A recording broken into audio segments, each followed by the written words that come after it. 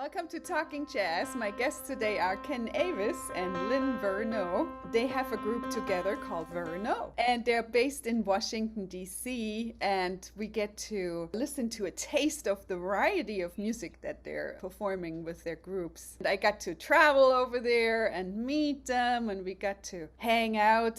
And the first time I met Ken, I couldn't even talk, but luckily I can do that now. Fun history and background, but I don't know all the details. So I want to learn a little bit about the two of them today and what brought them together and how they create music. We're going to listen to a tune from their jazz samba project. Ken from the greatest of Britain, and we have Lynn from Canada. Tell me a little bit how the British and Canadian came together and ended up doing samba. And of course we got together in Switzerland. It's only natural that we would meet in Switzerland. And we were both living in Switzerland. When we first met, we'd seen each other in each other's bands. I was in a blues band, Lynn was in a funk band at the time, and she was singing opera on the side. And we had day jobs too. And it was a festival organizer who put us together, and he called us both and said, would you be available to play this festival? And we both said, well, we'll check with our bands, but hopefully, it was in the French Alps, so we thought we'd love to do this in the middle of summer. And he was like, no, don't call the band. So he actually said, no, I want to put you with this singer. Lynn had the same conversation. So they put the two of us together. We rehearsed together for this festival, and it was gorgeous. Lynn's just got this gorgeous voice that I adore.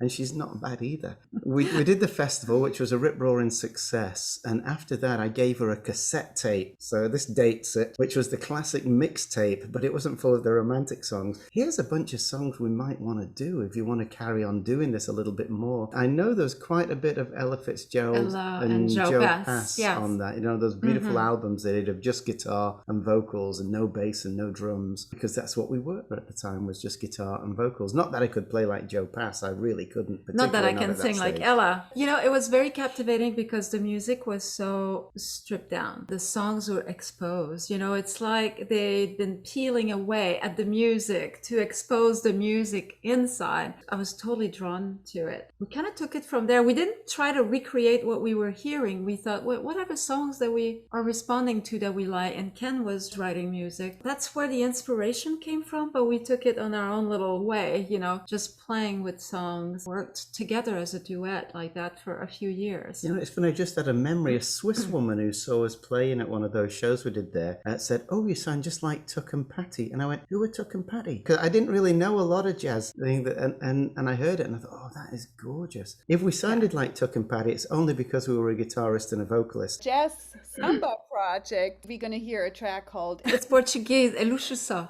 Good as I can do, and it's just as good as you can do. So this is your band from DC. So eventually you made it to DC, and we'll get that connection. I remember being at a gathering and everybody was pointing out, oh, there's Ken and Lynn. They're so fantastic. They're doing so amazing things. People love you. I can see that, you know, it's not just the spirit, but it's, of course, Lynn's beautiful renditions of songs, Ken's spirited guitar playing, the unique band that you're leading where you combine sounds from hot club to samba, which is just a unique mix, and I think exactly what jazz needs. You know, we need to push the boundaries out and go, well, whatever we like, we put together, call it whatever you want to call it. And oftentimes we asked ourselves, well, are we really jazz? Are we jazzy enough? And we decided to stop asking ourselves the questions and just do what's calling to us. And so the composition of the band, having two acoustic guitars as the lead instruments, was definitely defining the styles that we wanted to tackle. Obviously, gypsy jazz is part of that. And then our other guitarist, David Rosenblatt, a lot of time in Brazil as a kid, went back to study and still spends a lot of time in Brazil, loves Brazilian music. And he's the one who kind of opened up that world to us beyond the Brazilian songs that are very well known and sometimes considered part of the American songbook, you know, like Wave or Invitation or Quiet Nights, which is just gorgeous, gorgeous songs that we love to do. Then he introduced us to Ari Barroso, who wrote Eluxo Só. Wow. And then we looked into the more traditional music like choro and different rhythms. And there's a whole world, just a whole world all over Latin America. And then within those worlds, again, a bunch of other worlds of gorgeous music to discover and play with. And that's how Elusive Saw has become actually one of my all-time favorite songs. We were listening to your interview with Kim Nazarian a little while ago as well, and I remember she said when she discovered the sound of Brazilian music, she was going, what is this music? Yeah. And why does it do to me the things it does to me? And when she said that, it really resonated with me, because we all hear Brazilian music. It's part of our DNA, Brazilian music, you know, the Jobim songs particularly. I can't remember the first time I heard it. I remember thinking one day when I grow up, I might learn to play guitar like that. And so for me, when I met David Rosenblatt, that was, he undid the key to how you play that style of guitar. You have the two guitars in the band, Pete Walby on drum. On that recording, yes. No, earlier recordings. We had Jim McFalls on trombone and Jeff Antoniak on tenor sax for that album as well. That was back in 2012. And Alejandro Lucini also on percussion, who is Brazilian. Let's have a listen, and I love the way you keep the traditions in it and make it your own without breaking where it comes from. Elusive Saw from the Jazz Samba Project, 2012, released on the Veronneau label.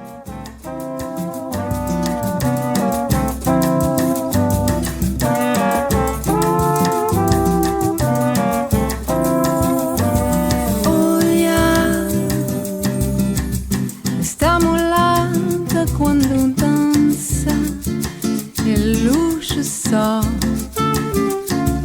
quando todo seu corpo se balança, Elusive Saw tem não sei que faz confusão.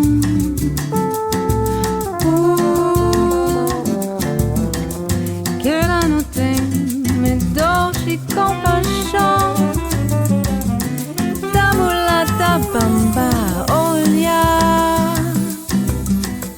esta mulata quando dança Elusive Saw, quando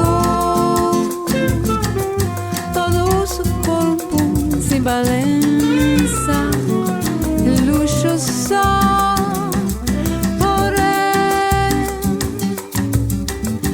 Coração quando se agita e palpita, mais ligeiro, nunca vi compasso tão brasileiro.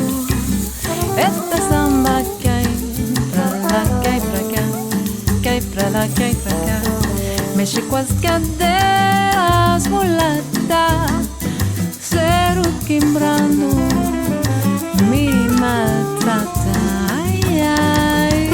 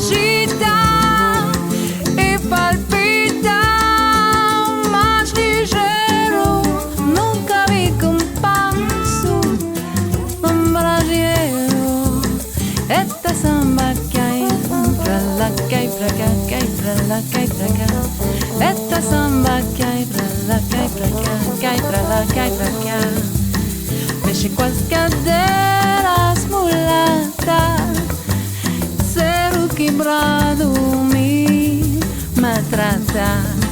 Ay, ay.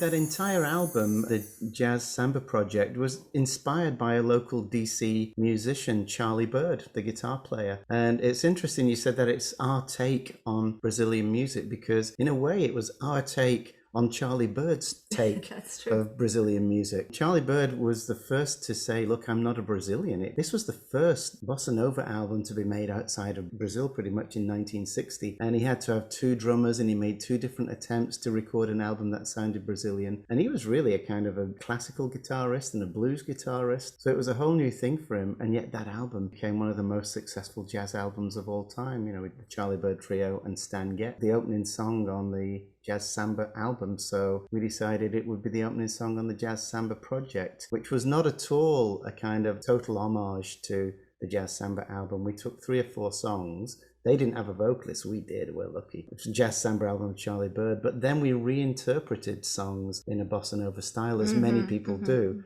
including things like Bob Marley's Waiting in Vain. That's really cool. So that was some further insights by my guest today, Ken Avis with Lynn Veronneau, who are sharing their beautiful, gorgeous music and their approaches to bringing so many different cultures and traditions together in a unique way. Before we go on to the next one, I just love that you picked On the Street Where You Live. And the album is called Joie de Vivre, meaning let's have some fun in life. I mean, you're such great examples. You know, you met in Switzerland, you started to make music together. So somehow the Canadian and the Brit got to Washington, D.C. How did that happen? Life adventure. I moved to DC first. I left Lynn behind in Switzerland. It was for a day job. I came to America for a day job. I was working at the World Bank. I kind of think that's an interesting aspect of where we are now, because for the past 10 or 11 years, we'd been full-time musicians. But before that, we had families to raise and day jobs and things. Everybody was as surprised as we were that we would give up, you know, decent, well-paying, interesting jobs. I mean, it was a fascinating job traveling all over the world. But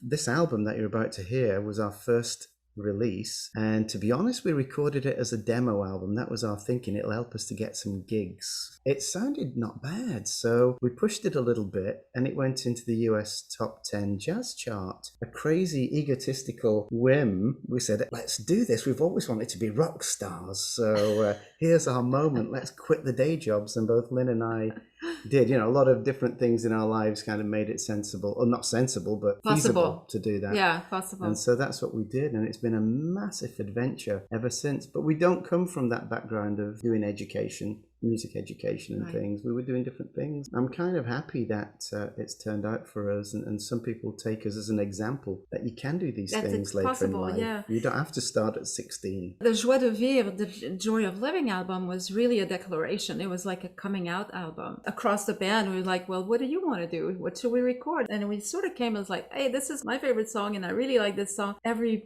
member of the band sort of fed into the project that way. I believe in citizen musicians as much as professional musicians. A person who's a singer in their local choir once a week on a Wednesday night. That's great. Everybody should have that access. I heard somebody recently talk about an education gap, that we always focus education on young. I'm not going to say it's wasted on the young, but a lot of us could also benefit from that when we're in our 30s, 40s, 50s or whatever, and opportunities to do things, because it's just enriching everybody's life. Oh, that's such a good point. You know, that was what I was worried about when the machines came and radio, that all these amateurism, all these people creating music would get lost because we're just passive listeners, because now there's the radio and the recording machines. And he said, we're going to lose our voice. Nobody will be singing anymore. We're seeing just the opposite right now of this amateurism. And it's not a bad word. It just means, you know, being involved in music and creating it in a practical way from wherever angle you can is rising so much more. And that's really cool to see. French, sometimes we say grand amateur, means somebody who's actually very knowledgeable, you know, knows the thing, and that may not be in the business itself, but you can perform as a grand amateur. It's actually a thing. So let's listen to the flavor of the Hot Club first, with the 2 guitars and violin. I mean, how perfect is that? That's the Hot Club of France. That was always the sound of that, the guitars and the violins and the strings, taking the song in that approach of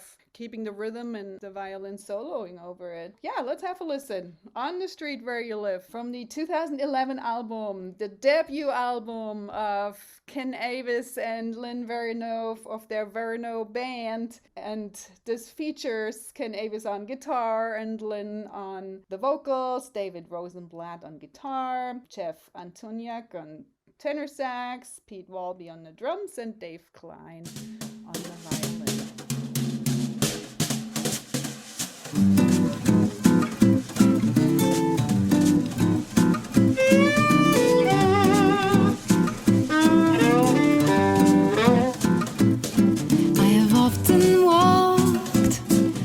Street before, but the pavement always stayed beneath my feet before. Although once a mile, several stories high, knowing I'm on the street where you live, or they lie like trees in the heart of town. Can you hear a lark in any other part of town? Does enchantment pour out of every door? No, it's just I'm on the street where you live. Oh, the towering feeling, just to know somehow you are near. The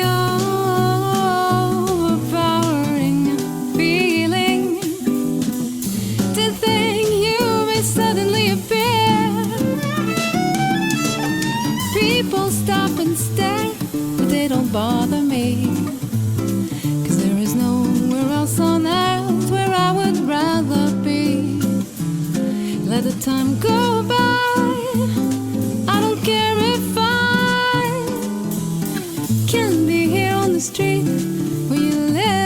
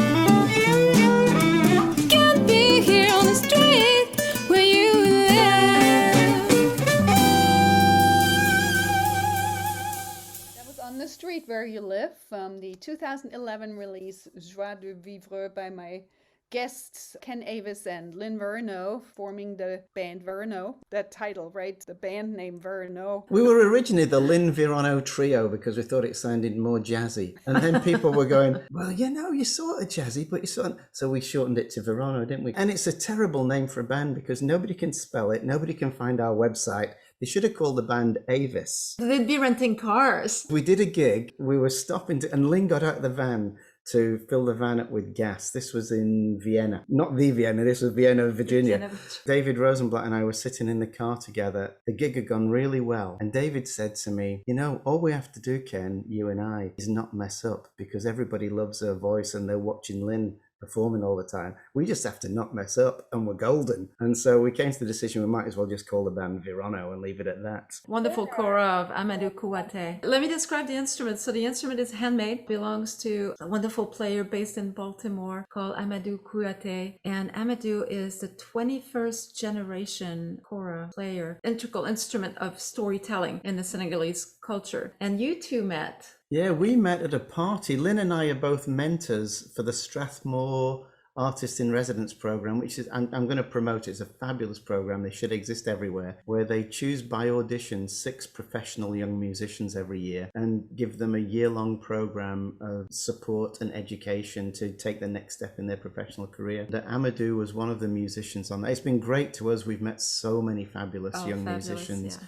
And developed deep relationships with them. Amadou was one of them, but there was a little get-together party to kick it off. Amadou was sitting there quietly when everybody else was beginning to leave, just playing this gorgeous sounding African harp. It's a 21-string African harp. I was sitting next to him with a guitar. This song, which I started to write previously, just fitted in perfectly. It was all very E minor, and he was playing everything in E minor. And the two things, we played for 40 minutes just playing these same chords over and over. And then when I recorded it, I said, Amadou, will you come and play this? In fact, we did a show before that. He was coming on stage to do this one song in a beautiful mansion house at Strathmore. He came on stage, and it's such a difficult instrument because it's delicate, yeah. It's fragile, it's made of goat skin and sticks, and it's handmade, and usually you play on your own or with a drummer, not with a band.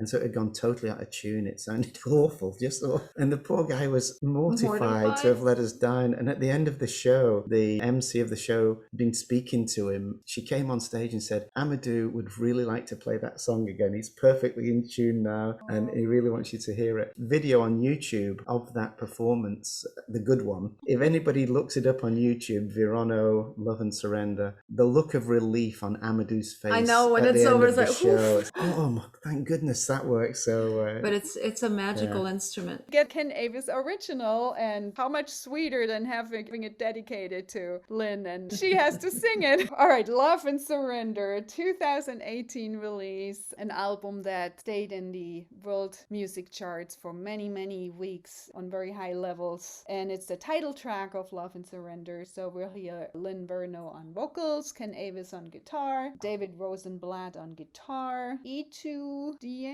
on bass, stick, and Amadou Kouate on the kora. Give you my heart, give you my arms to hold you, like a child I trust you, give you devotion, give you my lips, speaking words of love and surrender, words I never knew, till my heart met you. In all the world, there's nothing I wouldn't change. In all the world, if I could have you, I'd laugh at you, I'd cry for you, I'd unhook the moon from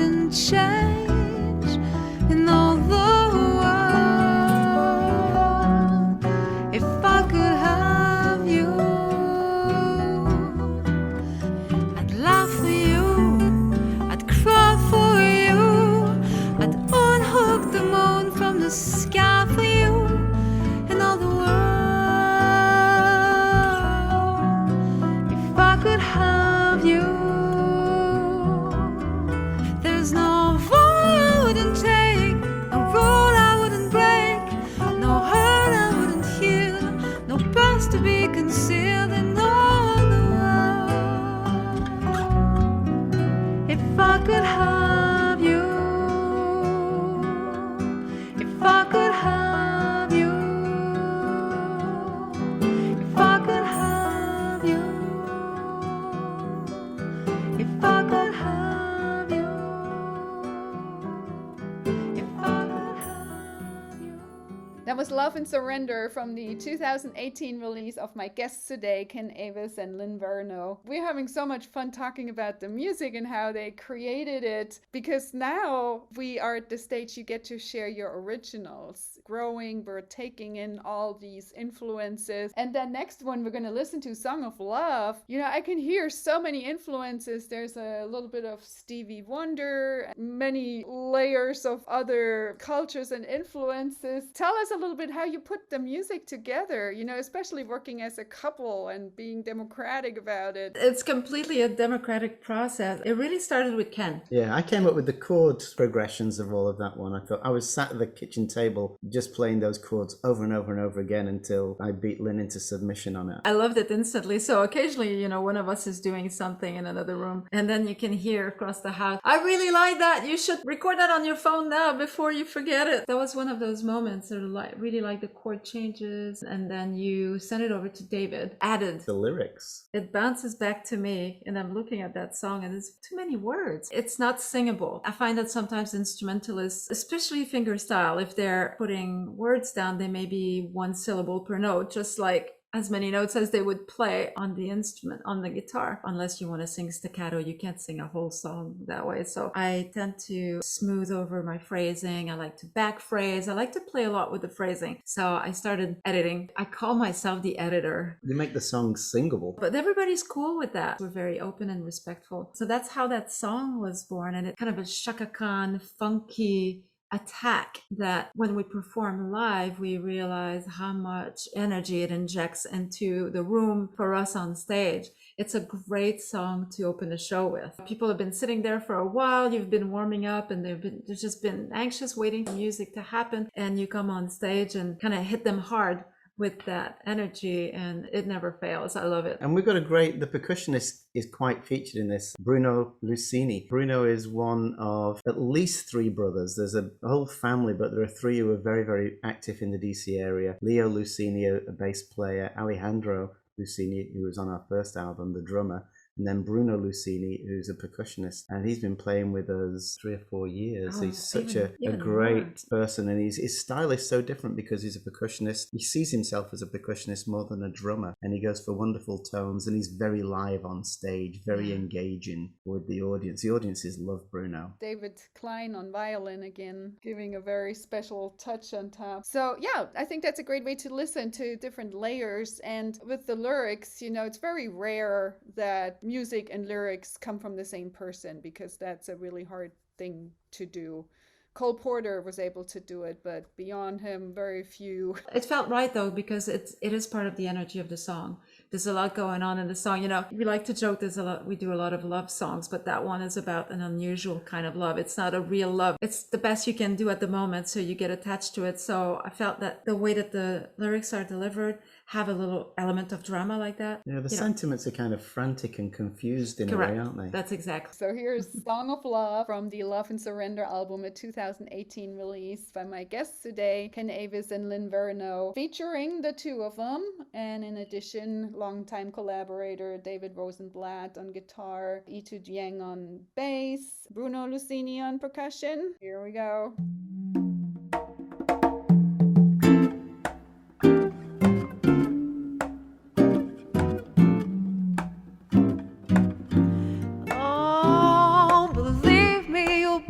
Alright, please free me. We wouldn't die, this love was fake. Those dreams are sad mistake. Take all my regrets and trash, those chafing ants, those puppy sighs, forever batting eyes. Then again, you had some charm. Maybe not, but you did no harm. How about you get a second chance? Love is not a game of chess, just one big confusing mess. Maybe we can learn to play along. Don't leave me, I know been complaining for so long. Forget that tune, I clearly spoke too soon. I need you, I don't know why. If you leave me, I would die. Makes no sense, a silly song of love.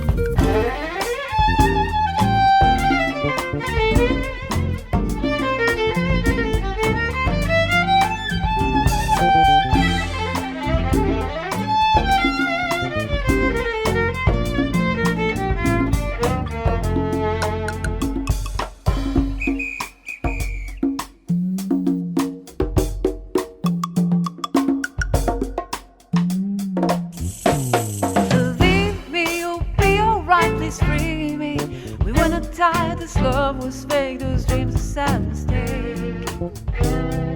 Take all my regrets and trash those cheaping ass, those puppy sighs, forever batting eyes. Then again you had some charm, maybe not, but you did no harm. How about you get a second chance? Oh, love is not a game of chess, it's just one big confusing mess. Maybe we can learn to play along. Don't leave me, I know it's wrong. Been complaining for so long. Forget that tune, I clearly spoke too soon. I need you, don't know why. If you leave me, I would die. Makes no sense, a silly song of love.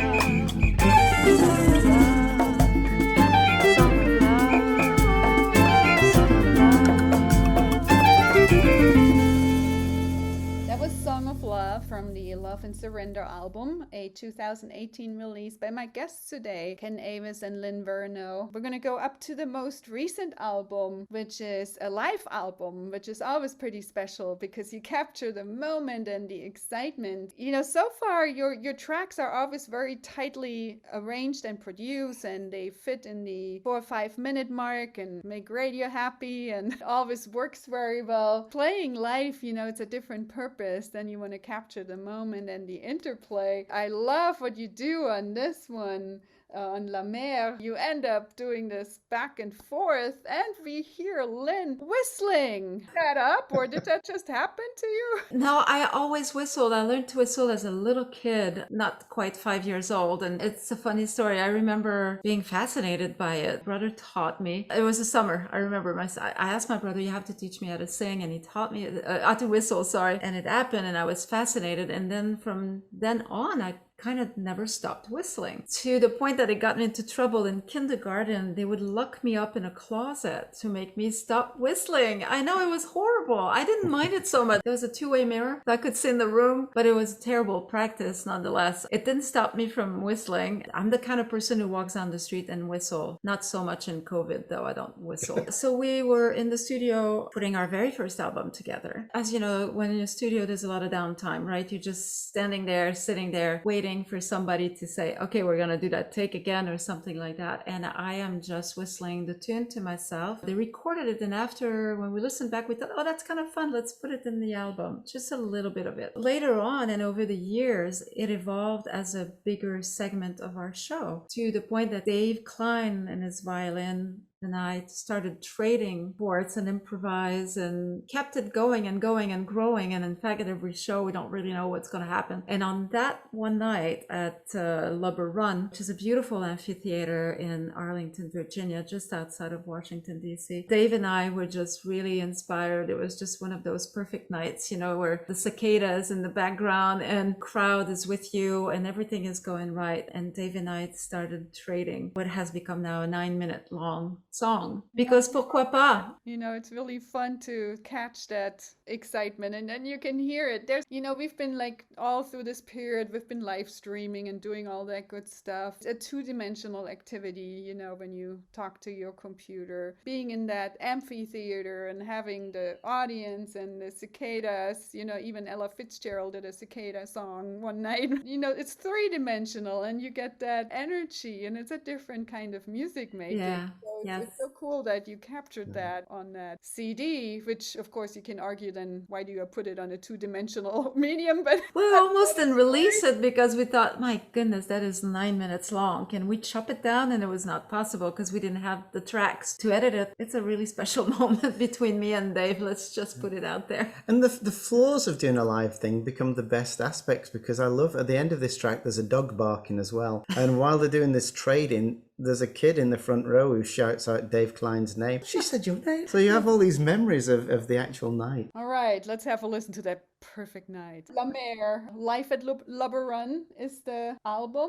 That was our beautiful core band, wasn't it? Yes. Well, we have a photograph on the album that reminds us. So Dave Klein on violin, me and David Rosenblatt on guitars, Lynn on vocals, and Alejandro Bruno Lucini on percussion. No bass player. Isn't that strange? Love and Surrender is the only album that we've had bass players on, because with two guitar players playing fingerstyle, our thumbs are doing the bass, and a bass player gets in the way sometimes. All right, here we are, La Mer from Life at Luberon.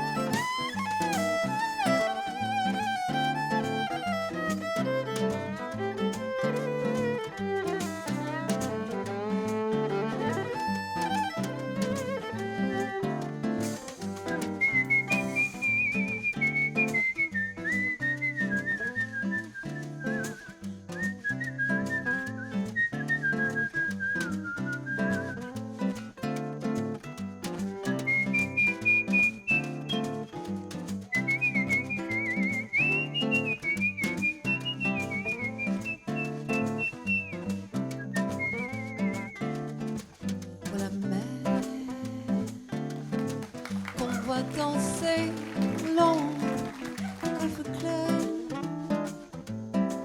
à des reflets d'argent, la mer, des reflets changeants sous la pluie, ou la mer, au ciel d'été, au fond, ces blancs moutons, avec les anges si purs.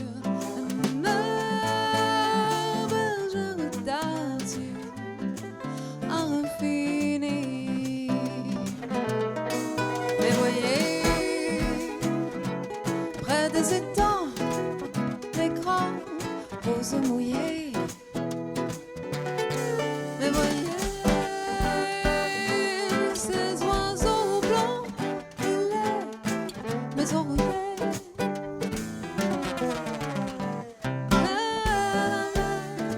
Des abercés longs, des golfes clairs, est une chanson d'amour.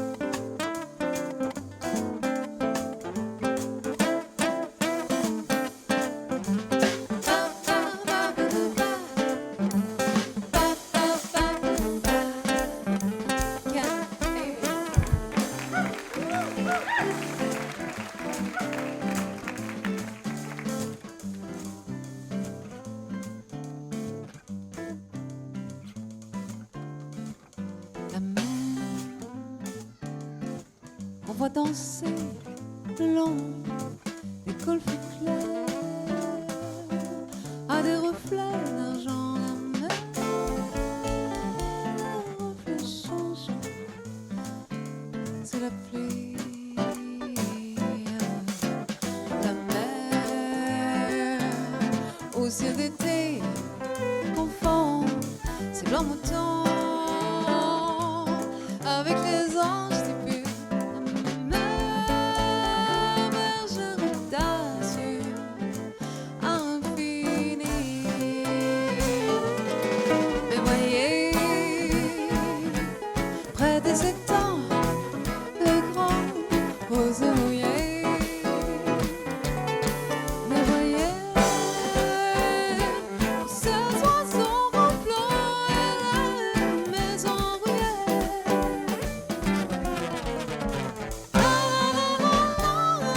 Les averses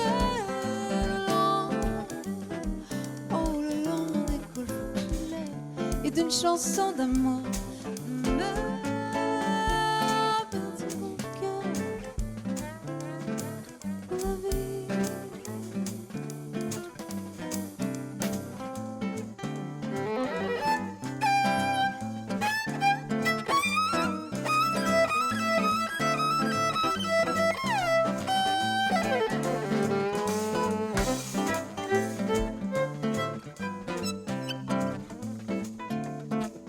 Is that it? That's it. More later.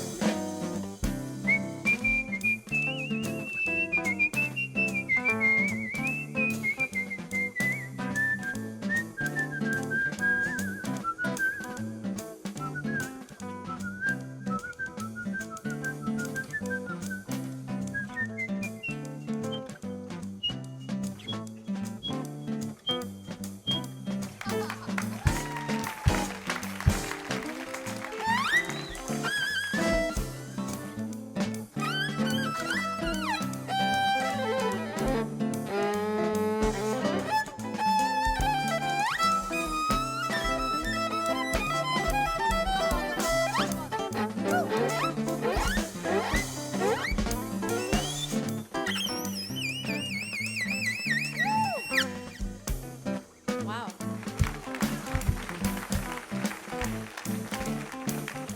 Let's see what I can do.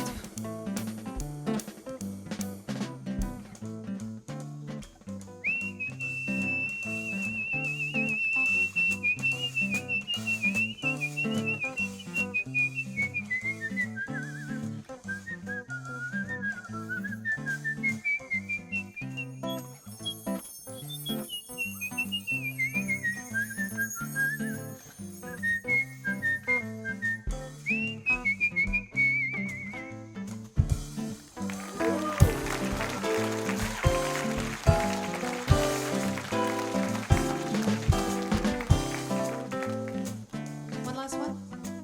They want it, right? Okay. One last one.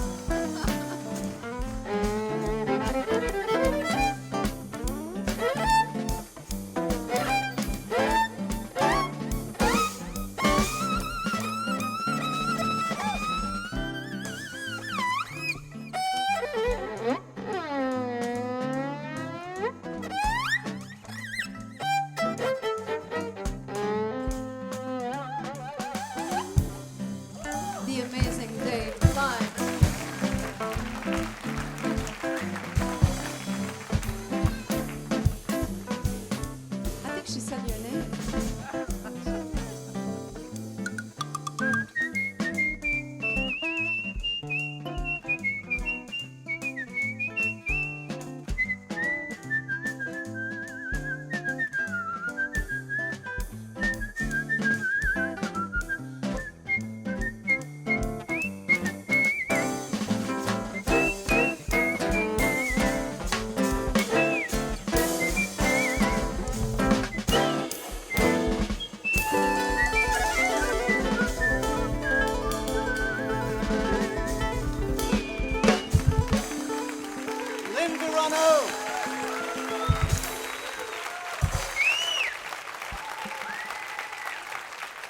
La Mer from Life at La Bourne, performed by my guests today, Ken Avis, who you heard on guitar, and Lynn Veronneau, who you heard on vocals and whistling on this one, and getting into trouble with the violin player coming out of this pandemic. So what's going to be the next thing? A few things. At the moment, we're working a lot with Blues Alley, not just performing there. Privileged to help them through the pandemic. They're doing live streaming. So the club has closed down at its physical location, this legendary 50 some year old club, but they're still putting on live music, and we're working with them on that, helping out in any way we can, in terms of promotion. We're presenting our own series of live streams for the Creative Cauldron, another venue. We work with them for the McLean Project for the Arts. I released a movie, my second movie. The first one was about the bossa nova and Charlie Bird and everything back in 2014. We just released a movie in September about DC music again, about two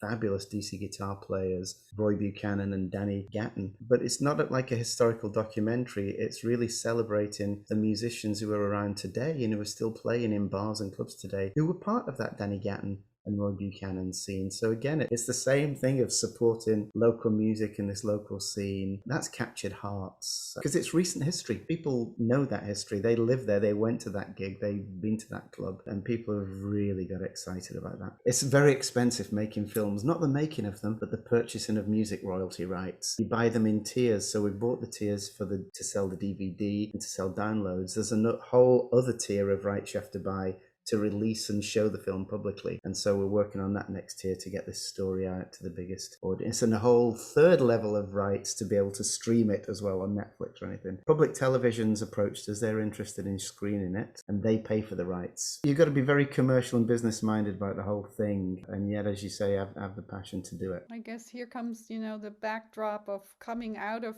business together, so you know how to do these things. That's a very, very helpful thing, and being somebody who brings a community together like you guys, that every community needs those centerpieces to nurture them, and you're the centerpiece of the Washington DC community. It always surprises me that people have called us like cultural architects, because we're just kind of putting stuff in place, and for us it just feels very natural. Yeah, we should put this person in touch with that person, because we want this rich cultural life where we live. We want people to be heard. We want people to be experienced. Everyday folks, our neighbors and whatnot, to experience the joy that we get out of, hearing music, and music of all styles and musicians of all ages and ethnicities. That's been also a big important factor for me, because I grew up speaking French and evolving in that environment. I connect with also other French-speaking countries like Senegal, for instance, where you have the French influence there. I was able to consume, for lack of a better word, Senegalese music as a young person because of the French connection. It's been important to me also to connect these other musics. I feel I respond to that. There's so much of it here. There's so much of it in our community. Like that night when Ken was able to connect with Amadou in a tune that Ken had composed that reverberated,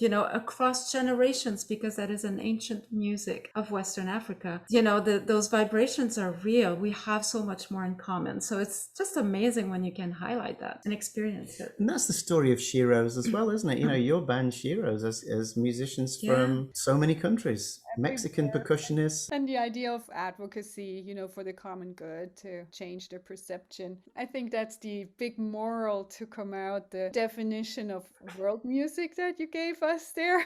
Sometimes people try, like, world music is not a musical category like others. It's not like rock music or jazz music where you have specific musical characteristics that define rock music is loud guitars and jazz music you improvise. World music is made up category to stick in everything else. But I think what you just defined is world music is connecting these different parts of the world in new ways together. We'll take that definition. I love how it comes together on this last beautiful ballad. So many different influences and styles. The moon is a harsh mistress, a ballad from the Love and Surrender album, a 2018 release from my guests today, Ken Avis and Lynn Veronneau. And I thank you so much for hanging out and chatting, and let's do it again soon. Thank you so much for having us, Monika. We miss you, and it's wonderful to connect with you again.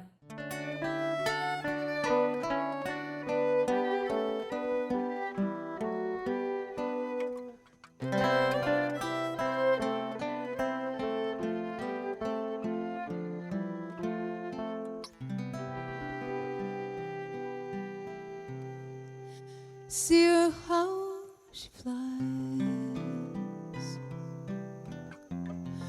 golden sails across the sky, close enough to touch, but careful if you try. Though she looks as warm as gold, the moon's a harsh mistress. The moon can be so cold. Oh, but once the sun did shine,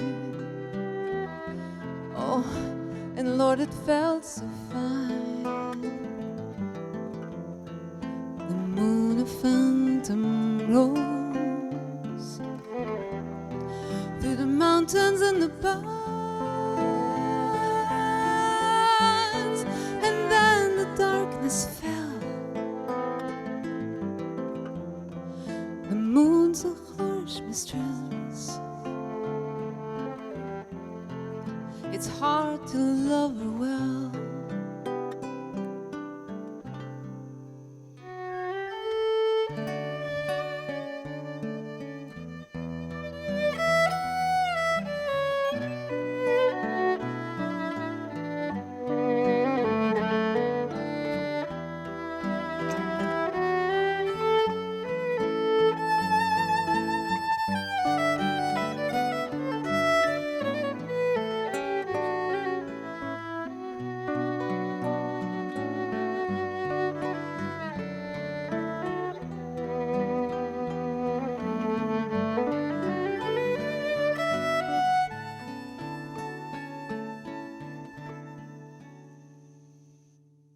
Fell out of her eyes,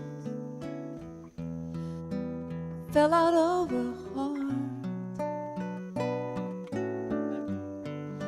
and I fell down on my face, and I tripped and missed my step. I fell along. The moon's a harsh mistress. She's hard to call your own. The moon's a harsh mistress.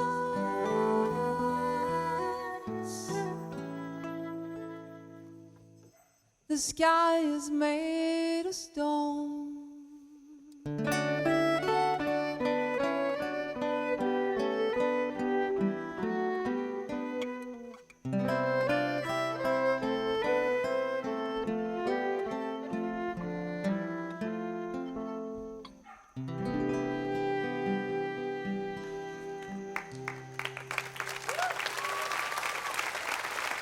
Thank you. Lynn Veronneau. Thank you for listening to Talking Jazz. My guests today were Lynn Veronneau and Ken Avis, founders and leaders of the band Veronneau. Tune in for Talking Jazz every Thursday at 11 a.m. and every Monday at 7 p.m. right here on WETF 105.7 FM in South Bend, Indiana, or online at WETFthejazzstation.org. Also find videos of previous shows on YouTube on the Monika Herzig channel. That's MonikaHerzig. Subscribe to get the newest updates. Thank you for listening.